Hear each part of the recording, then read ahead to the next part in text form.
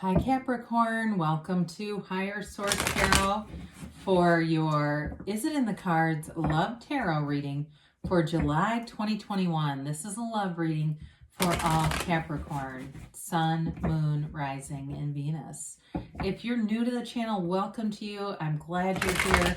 I post new readings every Friday, then again on Monday. So if a reading doesn't resonate, you can always check back in a couple of days, check a different part of your chart so you can get a full profile, full energetic profile.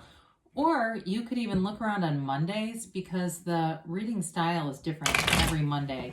It's a different format, especially if you're looking for general readings. I have plenty of those on the channel.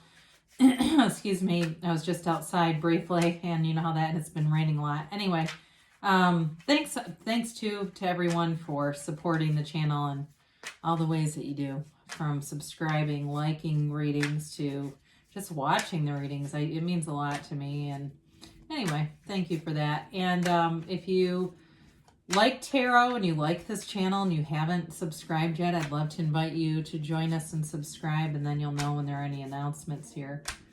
All right, what advice do you have for Capricorn, Sun, Moon, Rising, and Venus about love? What does Capricorn need to know about love, please? Messages do you have for Capricorn about love?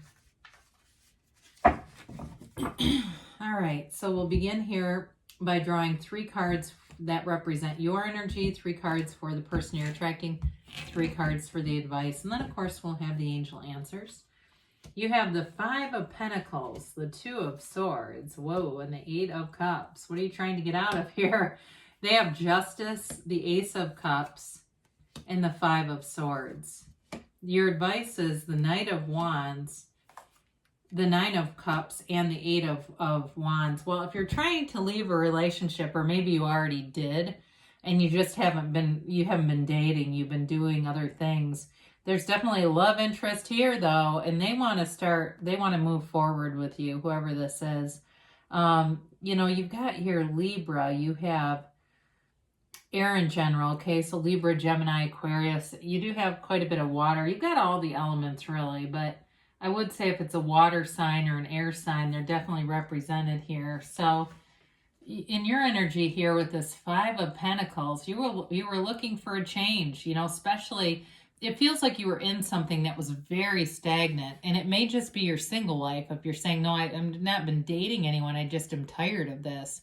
There's a feeling here of really desiring more. And you know, that's the thing. The universe will answer those very strong desires. That's part of why, especially those of you who watch a lot of tarot, you may find, you go, God, it's like clearly somebody's reading. Who is this? Well, it's somebody with a lot of desire. Their energy comes through because the desire is so strong.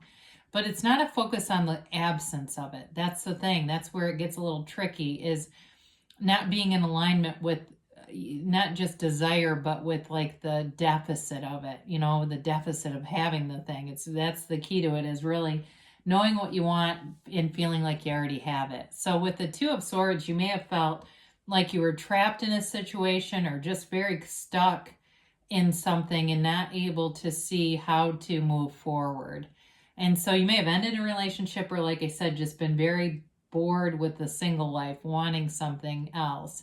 And the 8 of Cups, though, that's the hero's journey. It's your soul's journey. It's an evolution of Capricorn. It's moving forward. And so for some of you, that was the antidote, is going within, quieting your mind, really connecting with that whole of what you really are, your soul. And when you're in that energy, you don't feel lack. You don't feel wanting necessarily. You know that you're on the right path, and that anything, especially love, is available to you when you're walking in this hero's journey. So I do feel like you've done some investment, spiritual investment, and that is really the turning point for you out of this energy and into something that looks a lot lighter in the advice. So I'd much rather see the advice being this than seeing the energy that you're coming out of down here, okay? So with this, though, whoever this is, wow, it's really something beautiful here. It's somebody who's I feel like they're very intelligent, they're very balanced. They may have a very dry sense of humor, and I do feel like with this though, they want a relationship that is compatible. Compatibility is like very high on their list.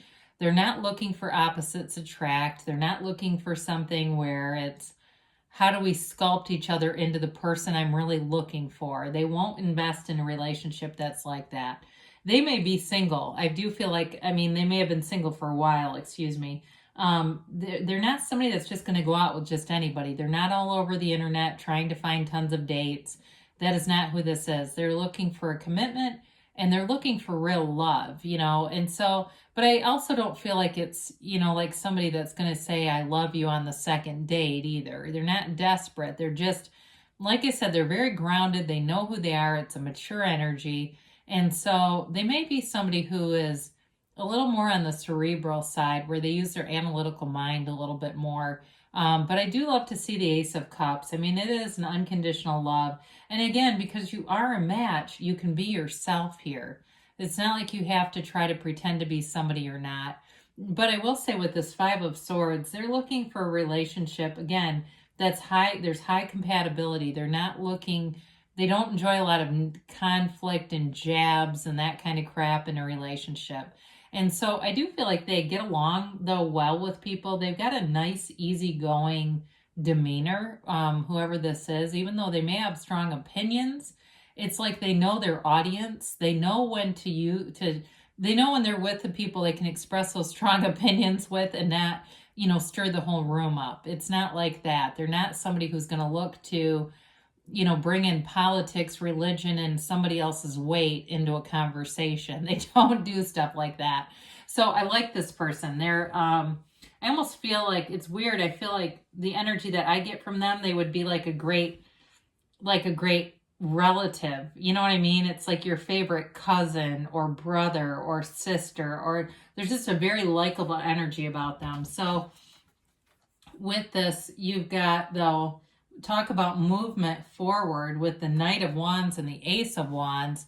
It's movement forward, but it's into your happy ending here. You've got happy destiny. The Nine of Cups is all about wish fulfillment, and it's feeling full.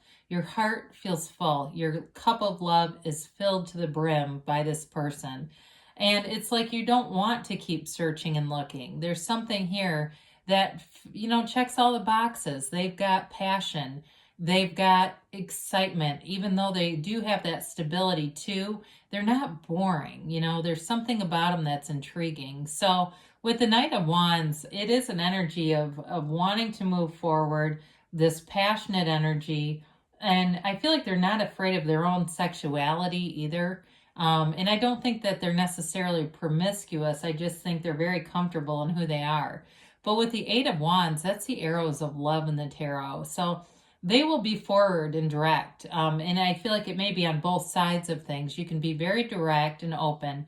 And who wants a relationship where you can't? You know, those relationships you hear about people saying, well, I didn't want to scare them off. Then that's not the right relationship. If you can't express your feelings because it's going to scare the person, they're not ready for a relationship that you're ready for. But with this, again, it's like this mutually kind of moving forward, wanting to be open, wanting to, I just feel like enjoy the moment. It's like living in the moment, enjoying the relationship and not overthinking things. That's the other thing I really like about this, is that it just, you kind of get swept away in the moment. And it's very like, talk about mindfulness. You're living in this place of sort of tranquility and mindfulness and not overthinking with this. So don't overthink it. Allow it to be. You get what you are. You attract what you are. And so as you move forward in this Eight of Cups energy, you find your zen, you find your balance, you feel full. You attract something that's rich and full and fun. So let's see what the angels have to say here.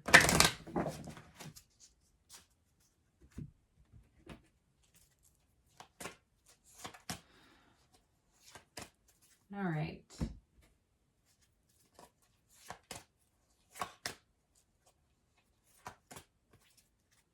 All right, you have here, listen to your intuition. So again, I like that with the Eight of Cups. You know, it's allowing your intuition to be your guide, being in that still place where you can see the signs, ask for help from others. So especially if you're feeling like you're really ready to find someone, talk to people about it. Let them know that you're interested. Especially if someone asks, like, are you dating anyone?